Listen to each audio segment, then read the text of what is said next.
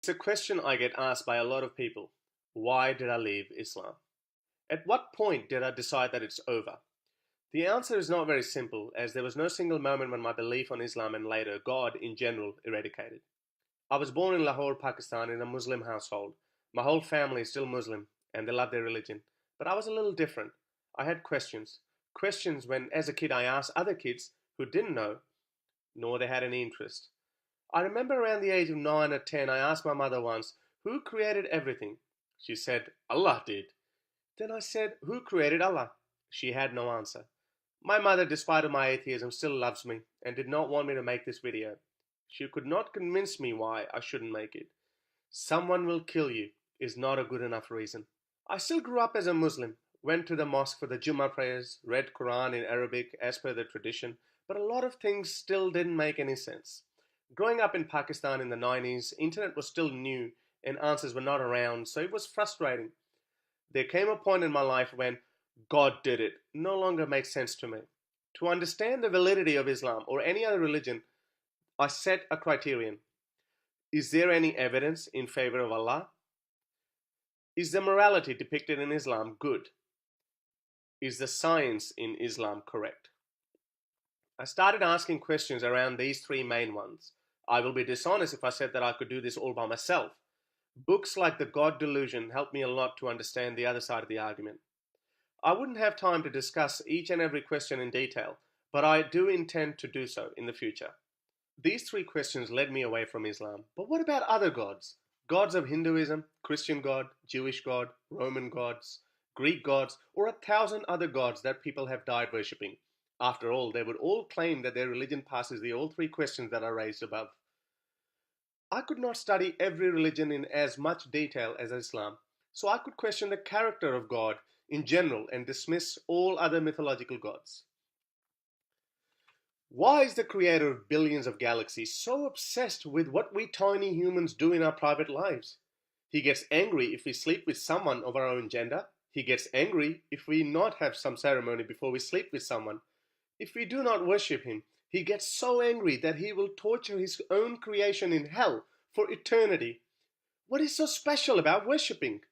The creator of billions and billions of galaxies has an ego of a child. If I tell a child that he cannot have that chocolate, then he starts screaming and crying until he gets his own way. This is very similar to all the man-made gods. Worship me or I will burn you in hell forever. Why does this God who wants us to believe in him so badly shows no evidence of his existence? He can reveal himself right now in front of the White House and end all wars. He can show up today and say, "Hey, this is who I am, this is what my name is, and I want you to do this and this." End of story. But he wants to hide himself, and then he wants to blame his creation for not believing in him. Muslims and apologists of other faiths say, well, our God sent his message thousands of years ago. Which begs another question. Why did Abrahamic God send all the messages to this tiny part of the Middle East? What about people who did not get his message on the other side of the planet, say Australia or Americas? They did not know about Muhammad or any other Middle Eastern god until they were discovered in the 15th century and later. Just imagine all the millions of people who were born and died in that time in those continents. They are all going to burn in hell simply because they accidentally were born in a wrong geographical area. Muslims claim that their previous scriptures like Torah and Bible were contaminated by humans. Didn't the creator of everything know that if he sends Jesus and Moses, their message will be contaminated? If he knew, then what is the fault of all the Jews and Christians that were born after the Bible and Torah was contaminated? They lived and died believing in the Bible, but it was the incorrect one. Muslims love to say the Quran is not contaminated. I think it is worse than contamination. After all, every sect of Islam has their own interpretation. Sunnis say they are right, while Shias are the correct ones. This means the Quran is either easy to be misunderstood, or it is simply not a good writing. There are verses in Quran that are easily misunderstood. To this day, Muslims loosely quote verses like this as the evidence of the Big Bang.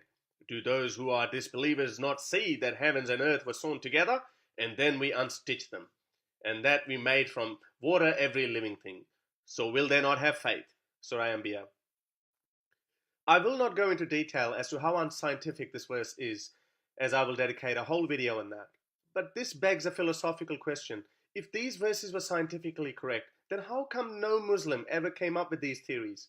Again, it means either it is not written properly, so it's easily misunderstood, or there is no Big Bang mentioned in the verse. I stick with the latter.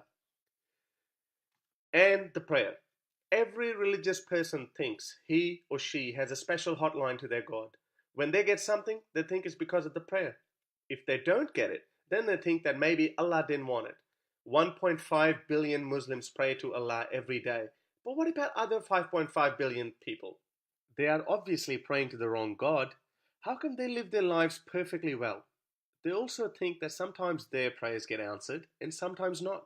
Clearly, there's something wrong here. Let's do an experiment. If you want something, don't do anything. Just pray to Allah and see if you get that or not. On the other hand, if you want the same thing, don't pray to Allah and just work hard to get it.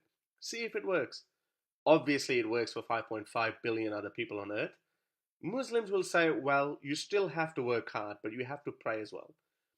If you have to work hard to get something, then what is the point of praying? Lastly, people ask me, why don't you keep your atheistic views to yourself? The answer is very simple. I live a free life, free of any hell fear or any other baggage that comes with religion. I enjoy my life and it's great to be alive. I can drink alcohol. I don't have to hate homosexuals. I don't have to think that women are subservient to men. I don't have to believe that women are inferior to men. I don't have to hate certain animals. I can enjoy music. I don't have to hate people of other religions. I can enjoy the paintings and other works of art. All this baggage goes away if you become an atheist, and the world starts becoming a better place without this baggage. So people like me like to spread the message and these counter-arguments. By the way, why do Muslims think that they can preach their belief to others, but others can't? If your answer is that, well, we are right, then I'm sorry to say, you are wrong. My name is Sultan, and I don't believe in your gods.